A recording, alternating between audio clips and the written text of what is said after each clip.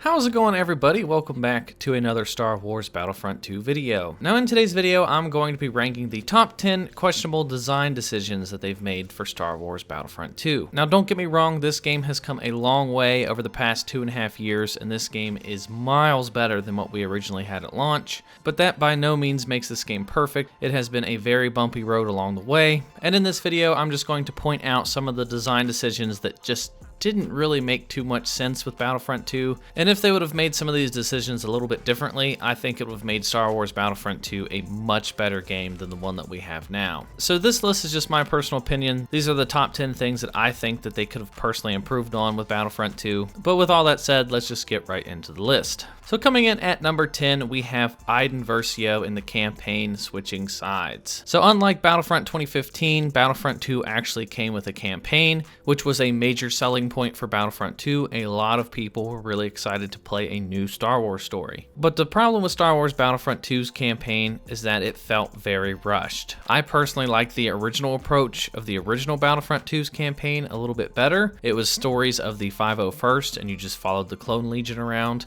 and you played missions based off of their experiences, which I felt was really fun. I thought that that was the better way to show off a story, but in the new Star Wars Battlefront 2, we got to follow Iden Versio and the Inferno Squad. Now for months leading up to the game, they kept advertising Inferno Squad. They made it seem like you were playing as some sort of special elite stormtrooper force, sort of like a clone commando squad, but for the Empire. And that was a major selling point for a lot of people. I know for myself personally, I was really looking forward to that story. I was really wanting to play for the Empire. And it sounded like it was a nice change of pace because you never get to see things in Star Wars from the bad guys' perspective. But the campaign for Battlefront 2 just felt really rushed. It felt like they needed to squeeze it out just in time for the new movie. It was extremely easy, and then Iden Versio, the main character, ended up switching to the Rebel side after just about 4 missions. It was very predictable, and it just felt like bad storytelling. Iden Versio could have been a very interesting character, but when you're playing as a character and you switch sides just at the snap of a finger, it always comes across as lazy. It doesn't feel genuine. It's hard for me to connect personally to a character that's willing to switch sides after she's been fighting for the Empire her entire life. Suddenly she just decides that the Empire is evil. And to me, it felt like false advertising because I went into the game expecting to play for the Empire, not for the Rebels. So coming in at number 9, we have JETPACK Cargo. So JETPACK Cargo was a limited time game mode. It involved you playing as the Aerial class, and it was basically just capture the flag. It was pretty hectic, but this game mode was doomed to fail from the very start. It had a bunch of problems where people would just take the flag and they would go hide out of bounds, or they would run away the entire time and they wouldn't play the objective. It led to 40+ minute matches. And overall, a lot of people did not like the mode because you had trolls that would take the flag and there was no penalty for taking the flag out of bounds or glitching out of the map with the flag. So you would have these endless matches and it would force you to have to leave the match early. JETPACK Cargo was basically a mode to keep the community busy while they are working on more content in the background. But it always leaves me wondering what we could have had if they didn't take the time and resources to make this mode from the beginning and put it towards something else. Then who knows what we could have gotten in place instead of that. And JETPACK Cargo has been gone for a very long time, and they never brought it back to Star Wars Battlefront 2.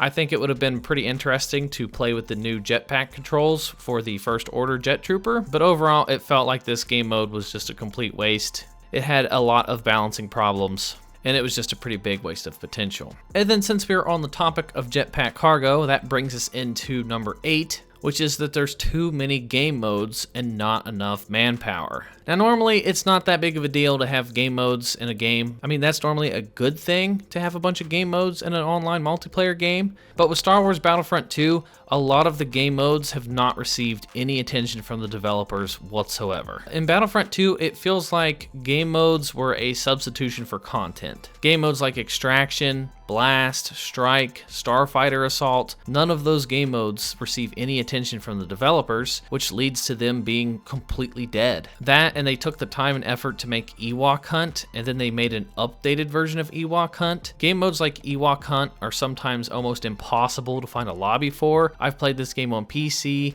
Xbox, PlayStation, I've swapped servers, I've tried everything. Sometimes it just doesn't matter. Some of these game modes you will never find a match for. Starfighter Assault hasn't been touched in over a year. They added modes like the Hero Starfighters, which hardly gets played. Balancing is really off for Starfighter Assault, so it just feels like DICE is a bit overwhelmed with how many game modes there are. I feel like if Star Wars Battlefront 2 cut down on some of the game modes, like if they got rid of Ewok Hunt, they got rid of Strike, maybe if they got rid of the Hero Starfighters, some of these lesser played modes, maybe like Extraction. Extraction was a very popular mode in Battlefront 2015, but in Battlefront 2 it only has a couple maps, and because it hasn't received any support from DICE, that mode is pretty much dead. So if they're not going to support these modes, they should get rid of these modes, that way it can populate some of the other lobbies for some of the other modes. That, and with the addition of the new co-op mode and instant action, that chips away at the player base even more. So overall, DICE just has a pretty bad game mode problem, where there just aren't enough people playing these smaller modes. And then coming in at number 7, we have not enough blasters. Now in Battlefront 2015, you could choose from any blaster for your character, and it felt nice and refreshing. Anytime they added a new DLC blaster, it felt like you were getting a ton of new content, and you could play every single match with a different blaster. And overall, it just felt like there was a wider variety of blasters to choose from for Battlefront 2015. But in Star Wars Battlefront 2, they have the class system, and you're limited to whatever blasters you can use based off of what class you're playing as. But up until the latest update, we hadn't received a single blaster for up to 2 years after the game's launch. I think this was a pretty big mistake on DICE's part. I think they should have added way more blasters than that over the past 2 years. They have tons of different weapon models in this game tied behind the default blaster. If they would just unlock the default blasters and give them different perks, then that would open up a large variety of different weapons to choose from. I don't know why they haven't done that. It was basically a meme for 2 years that they said that they were going to add new blasters to the game, and they just never did. And then when they finally got around to adding new blasters, it added a huge breath of fresh air. It was very fun and enjoyable to use these new blasters, and a lot of the community enjoyed the new blasters. They're pretty well balanced. So hopefully going forward, DICE takes that into consideration, and hopefully they add more blasters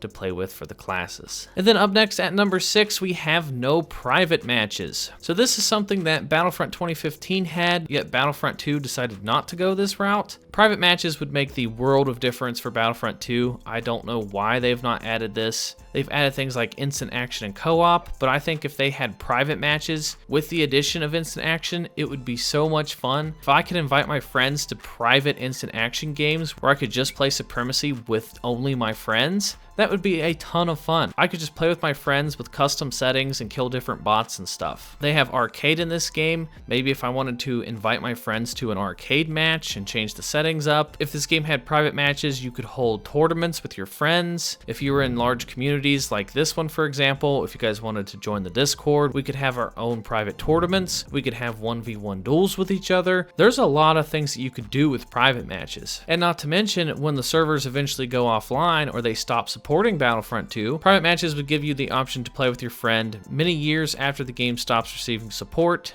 That way, if you cannot find any public lobbies, you could at least play a private lobby with your friends. So I don't know why they decided to not add private matches with Battlefront 2, but I think that was a pretty big mistake on their part. And then coming in at number 5, we have no map selection / browser selection. Now in Battlefront 2015, you could search for an individual game mode, and then you could break it down even further and search for an individual map in that game mode. So if you wanted to play on Hoth, you would just search for Hoth. If you wanted to play on Endor, you could search for Endor. Well, for some reason, Star Wars Battlefront 2 does not have this. Even in some of DICE's other games, like Battlefield, for example, you have a huge browser selection. You can break it down to individual details. You can search for multiple game modes. You can search for multiple maps. You can search for a specific map on any game mode. You have a huge variety in Battlefield, and it's so easy to find a match in Battlefield. Battlefront 2 servers are horrible. The only hope you have of finding the map you want to play on is by searching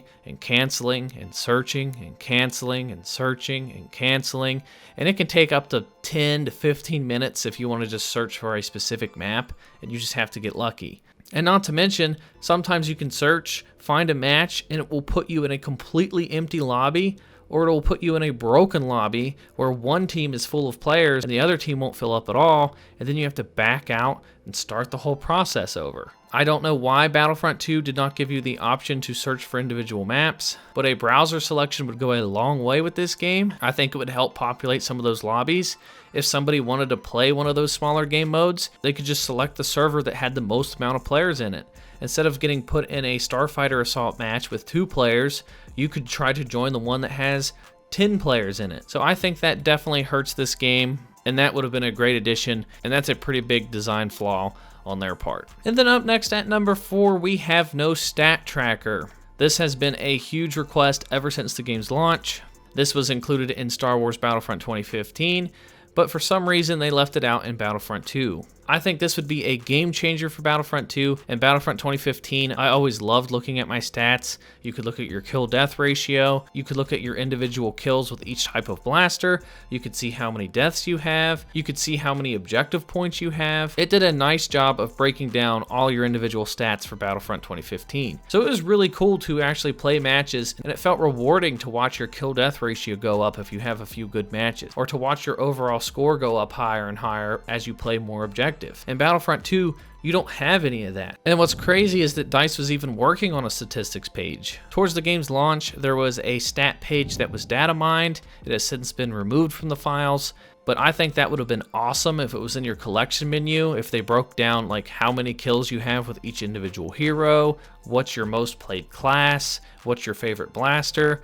I think that would be awesome. It would give you a little bit more to strive for, a little bit more to brag about. Like if you had a really high kill death ratio with Darth Vader versus maybe Finn or Iden or something, that would also give the community a better idea of which heroes are the best and which heroes might need a little bit more help with balancing issues. And I think this would definitely help with the overall feeling of progression in this game. I don't know why they decided not to include any statistics, especially since all the information's already there and DICE knows all the statistics anyway. I think that's a pretty big swing and a miss on DICE's part, and I think that definitely should have been added to the game from the very beginning. And then up next at number 3, we have the star card design. Now, the star card system in Battlefront 2, I feel, is a very bad decision. I don't know why they felt that this was the way to go. I think on paper, it sounds like it would be a good idea, but when you actually equip star cards, if you are a new player, you are at a huge disadvantage. If you are a new player, you not only have to go up against veteran players that have a lot more skill and a lot more practice in the game in general, but they have higher star cards than you. A new player has all the default blasters. The default blasters are nowhere near as good as some of the other blasters that you unlock later on,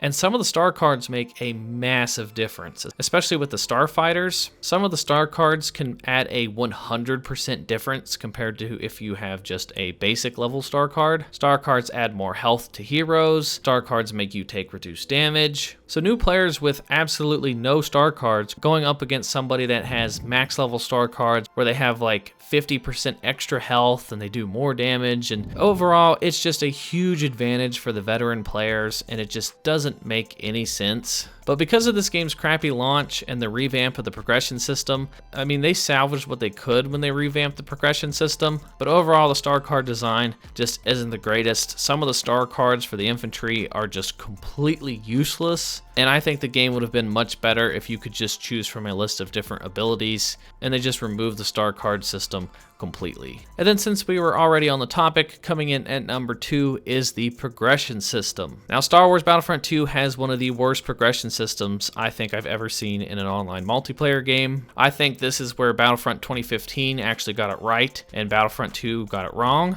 There's just no sense of pride and accomplishment with Battlefront 2's progression system. In Battlefront 2015, you had HUT contracts, which I feel is the better way to go. You would get a contract from Jabba the Hutt, and then it gave you an objective that you would complete in online multiplayer matches. That objective could be anything from getting kills with a specific weapon, or using a different loadout, or using a certain star card for a set number of times. And then you would use your credits to unlock more contracts, and that is how you would unlock new DLC blasters and stuff when more content was was added to the game. In Battlefront 2, they have the milestone system, which is a much more dumbed down version of the HUT contracts. Milestones are just way too easy in Battlefront 2 compared to Battlefront 2015. The currency system in Battlefront 2 is just abysmal. There aren't enough skins or things to unlock with the currency in Battlefront 2, so you just keep earning more and more and more currency, but you have absolutely nothing to spend your currency on. If you bought the Celebration Edition of the game, that unlocked every single skin in the game for you. So new players that own the Celebration Edition have nothing to strive for. I've seen people with the Celebration Edition have hundreds of thousands of credits saved up already. And recently, anytime DICE adds something new to the game, they put them behind milestones so that you can just unlock them for free by playing co-op. So you don't even need to use the credits in Battlefront 2 anymore. In Battlefront 2015, skins actually meant something compared to Battlefront 2. Once you hit a certain level, you could then purchase the skin. I like that way better. Once you hit level 100, you could unlock different things like the Shadow Trooper or the Shore Trooper when the Scarif update came out. When they revamped the progression system, they eventually raised the level cap up to 1,000. But with that, you just grind and grind and grind, but there's no end goal. Once you hit the max level, you don't get anything special. I feel like the better way to do it would be to hide some of these newer skins behind a certain level. For example, if they have a legendary Han skin or a legendary Vader skin, then you should at least reach like level 50 or level 100 to get a certain skin. Because right now the progression system just feels like there isn't a progression system. You just keep playing and playing and playing. You don't see your stats. You don't have an end goal. You have no purpose to your credits. There's nothing to spend your credits on. And honestly, it feels like Battlefront 2 needs another progression overhaul. Now, obviously, they aren't going to do that this late in the game's lifespan, but hopefully with Battlefront 3, they learn from this game's mistakes and they actually add a decent progression system in future games. And then coming in at the #1 design mistake is obviously the loot boxes. So the loot boxes was nothing but corporate greed. That was obvious from the start. That is one of the reasons why the star card system and the progression system in this game are so bad, because they had the star cards built completely around the loot boxes. Back at launch, you would save up your credits and then you would spend those credits on different loot boxes. And then by opening loot boxes, you would unlock different level star cards. And then if you got duplicates, you would get crafting parts, and then you could craft whatever star card you wanted. To be honest, once they got rid of the pay-to-win aspect of it, it actually wasn't that difficult to get purple star cards, but it was 100% pay to win. Back on the game's launch, it was estimated that it would cost around $2,500+ to get every single star card in the game to purple.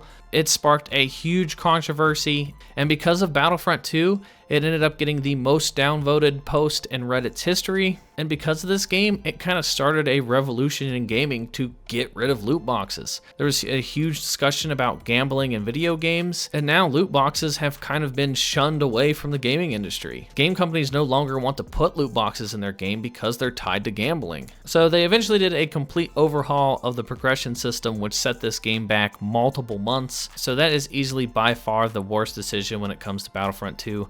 And they've been recovering ever since, and here we are 2.5 years later. And just imagine how good this game could have been if they didn't have that rough start with the loot boxes. I think the past year's worth of content has been great for Battlefront 2. I really enjoy the pace that we get content. We get a new update almost every single month, and we get constant free DLC. And it always feels nice and fresh to get a new update almost every month. So without the loot boxes, Star Wars Battlefront 2 could have been a masterpiece in my opinion. But unfortunately, we'll never know what this game could have been if it didn't have the loot boxes. But that's going to do it for my list of the top 10 design flaws in Star Wars Battlefront 2. Let me know what you guys think down in the comment section down below. If you guys had to make a list of your top 10 design flaws for Battlefront 2, what would they be? And then if you guys enjoyed this video, please give it a thumbs up. If you're new here, be sure to hit that subscribe button and hit that bell for all notifications. And then be sure to follow me on Twitch at SwannyPlaysGamesLive, and be sure to join the Discord. All those links are found in the description down below. And that's going to do it for me, guys, and I will talk to you all in the next video.